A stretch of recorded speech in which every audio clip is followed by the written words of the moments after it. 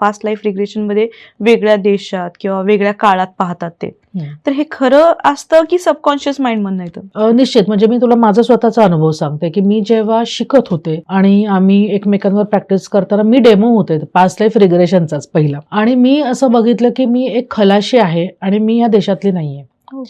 आणि माझी बोट बुडाली आणि मी एकटी पोहत पोहत एका बेटावर, निर्जन बेटावर पोचले, आणि जवळजवळ 10 वर्ष मी त्या पूर्ण बेटावर एकटी होते. मला कोणीही मनुष्य दिसला नाही आणि मी खूप खडतर आयुष्य तिथे काढलं, एकटंच सर्वाला सर्व्हाइव्ह करायचं.